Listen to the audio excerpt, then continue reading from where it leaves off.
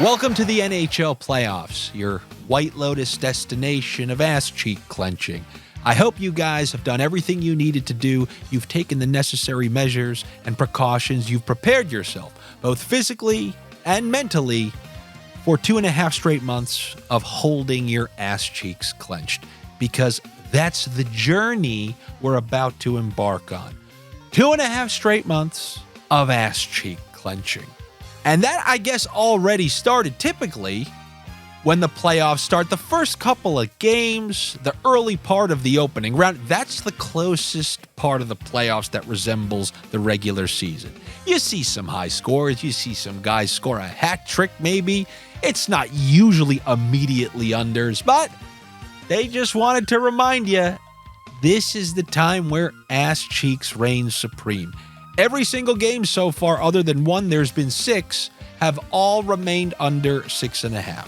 And I know you're probably looking at some of those totals and they're over 5.5, but you guys know when it comes to our unders, we always make sure we're at that 6.5 total. And they really learned their lesson. We must have really got them these last 2 years, because when the playoff lines open, the first couple of games, like when you see the Oilers play the Kings, that's usually at 6.5. When you see the Avalanche play Winnipeg, that's usually a 6.5 when you see the Avalanche next to a game. Now they learned. The same way everybody who watched my playoff videos already these previous couple of years have learned, the sports books have finally learned. But just as they learn things, like Roddy Piper said, just as you think you got the answer, I changed the question. So while they may have the ass cheeks part figured out right away, and we're not going to get to enjoy 6.5 straight off the bat, we would have to bump it up.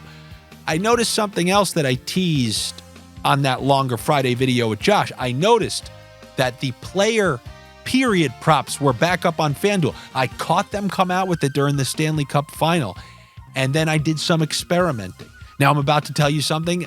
Nobody's told you this on any NHL video. I'll give you $400. I'm actually not going to give you that even if you find it, but go ahead and tell me in the comments another video that has told you to do this, told you this is even available, and has ever done this on anything. This, once again, is going to be the first, just like I told you about the Hard Rock bets, and they're now all defunct. The period player props you can use to hedge high shot totals on the underside. So when it comes to these playoffs, I don't know if you've been tracking, but if you've been taking over shots on goal, they're being very rigid with the select. They're removing a lot of shots on goal. It has to be a true shot on goal. They're not being very lenient with it like sometimes they are during the regular season. So if that's the case, and we're having some unders, because remember, the majority, 75% of people who bet on player props bet overs, and that includes shots on goal. So if you can find the appropriate under shots on goal, guys who have high shots on goal totals, like, obviously McDavid, he's at 3.5, McKinnon 4.5, last night Forsberg 4.5. When you take the unders on those guys, and if you can get a decent price on them, you now have the opportunity for the first time to hedge those the other way and hit both. Now, what am I talking about? I've been experimenting over the weekend. Last night, I had the under 4.5 shots on goal for Philip Forsberg. 4.5. Now, my theory is that when you're on the road for game 1 in the playoffs, first period, you're almost getting no shots on goal. And that also pertains to Nathan McKinnon, who had a 4.5 shots on goal total. And he had no shots either. I believe he had no shots through 2 periods. So if you bet the under 4.5 like I did on Philip Forsberg, and you're sitting there during the second intermission, and he has 0 shots on goal, you can then take his 3 shots on goal. Not just to hedge, you can nail that for plus 500 while also nailing your under 4.5 shots on goal. You can really use this to your advantage, especially during the playoffs where players aren't ripping a bunch of shots. It's hard to get shots through. Just look at some of these game 1s. Great shoot. Jake Gensel, 0 shots on goal against the Islanders. Brett Burns shoots everything. 0 shots on goal against the Islanders. Rantanen, 3.5 shot goal total. He had 1 shot on goal. McKinnon didn't hit his shot on goal. It's hard to nail these shots in some of these environments. And Forsberg went under 4.5 and then the plus 500 on his over 3+ shots in the third period prop hit. So this is something for you to look. I mean, I can give you one tonight, but if I were you, I would go through there and look and try to use this to strategically sniff out something. For example, if you are a parlay pirate, which I know the overwhelming majority of you are, and you like something in the early game. We took the Islanders under 2.5 goals over the weekend. That's like a minus 160. So if you like that in the early slate, and then you combine that with the Jack Eichel under 3.5 shots on goal, if you like that. If you don't like it, then don't. But now you have that parlay riding on the under 3.5 shots on goal. You hit the Islanders part, your whole parlay now, it can finally be hedged. I hope you understand what I'm saying. I'm not going to come at you, even though I will tell you that Thursday video where I just went off Michael Rappaport style, like Christian Bale on that, when he went off on that like grip or something. You're a nice guy.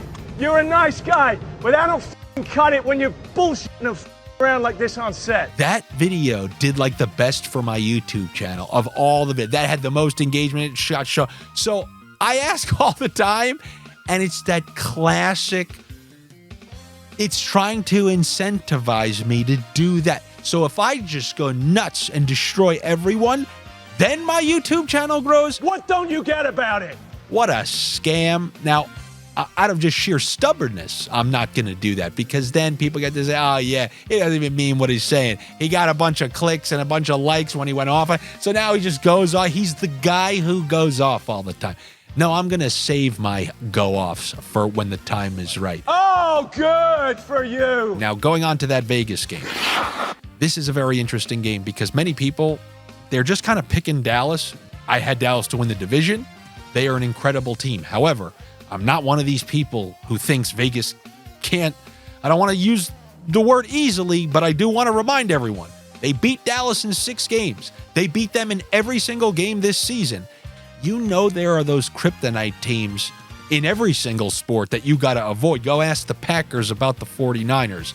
And I guess maybe you should ask the 49ers about the Kansas City Chiefs. I guess that's everyone with the Chiefs to some extent. But this game, pretty fascinating. One thing that I do agree with, if you need the Dan, the pizzeria, the money line pick, if you need one on the night, I think Dallas is a pretty good way to go, simply because all these guys, they're bringing in all the reinforcements.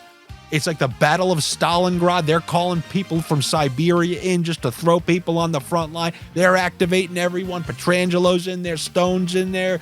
You get a player. You're in the lineup. Everyone's going to be back. But like you look at some of these line combinations, Hurdle, Stone, Steven, they haven't played a single shift together. So if I'm going to at least have that advantage for one game where there's just a trial and error process, then yeah, give me the Dallas Stars to win this game. I do have a backdoor way. You guys know how I like to avoid taking money lines and try to do the coward's way out, and that's by using a team total that could be involved in a loss and still cover the team total. So if you go over 2.5 goals for Dallas, which isn't the worst price in the world, and one of the props that I like, speaking of under on shots on goal, Jamie Benn is a guy who goes back and forth between 1.5, 2.5, 1.5, 2.5. At this point of his career, playing with Johnston, Stankoven, he is a pass-first guy. He is more of a distributor than a shooter. He is capable of scoring. I mean, he just had like a 6-game goal streak. But even in those games, I think he hit his over on shots on goal like once or twice. He mostly defers. And if they're giving me the 2.5 shots on goal, and I can take that with the over 2.5 goals for decent plus money, that's a bet that I'll like. So give me the under 2.5 shots on goal for Jamie Benn with the over 2.5 goals for the Dallas Stars. And I do think the Stars should win that game. And then also in that game, a little place I like to call Area 51, Odd Shopper Premium. So many times people are like, well, what is this plus EV betting? And there's never really a great way to explain it. It's one of those things, I can't tell you, but I'll know it when I see it. Well, you want to know what it looks like when you see it? This. Ivan Barbashev under half of a point. You want to know what plus EV means? Look at the prices. There's, oh, that's a decent price. and then a bunch of garbage. It's not saying, oh, you're guaranteed going to win the bet. But look at that one price there. That's like I said, let's go back to the girl you're never going to take to prom. Let's say there are a bunch of guys right over there, and you got to beat one of them on basketball, a one-on-one in basketball, game to 5. One of those guys, and they're all the same exact guy, same skill level. One of them spots you 2. That's what the plus EV on Barbashev is. Doesn't mean you're going to win. The guy can definitely still beat you. But he's spotting you 2. And look at that price on Barbashev. It's spotting all of us 2. And if you need a little support from me and what I think about that, Barbashev, ever since Hurdle has been put on the top power play, he's now off the top power play. And then they line juggled him a little bit. He was playing with Dorofeev and Hurdle. Now playoffs are going to start. I assume he's going to be on the top line, the classic top line with Marchessault and Jack Eichel. But still, if he's not on that power play and he's going to have to come through in a game where their team totals a 2.5, a tough game on the road against Dallas, the top seed in the West, I don't know. I think that's a pretty good bet. So I will go with that Area 51 pick of under half of a point for Ivan Barbashev. Then elsewhere on this slate, like I said, those New York Islanders, I once again, like on Saturday, like they're under 2.5 goals for the New York Islanders. And I also like Carolina. Let's go Carolina to win 60 minutes, and then give me the 2 shots for Svechnikov. Now, when it comes to clenched ass cheeks in the playoffs, there's like one notable exemption. Like, that's just Manny being Manny. That's just the Oilers being the Oilers. The Oilers are a team who can just still engage in the wildest games you've ever seen in your life. I will tell you, I love the roster construction of the Kings. I don't like the results that they've got for the majority of the regular season, but I told you guys all year long, I know what playoff teams look like. I know the roster construction. I know what it's like when you have multiple forwards, huge bodies causing chaos in front of the net. And when things get dirty, they could bang home rebounds, and they're going to be a nightmare to deal with. The bigger teams, especially in front of the opponent's net and in front of their own net, are a nightmare to deal with come playoff time. And I really do think as long as they kind of get theirs, not even fully get their stuff together, they have multiple lines who can score. 3 lines of players capable of scoring. They absolutely can win this series.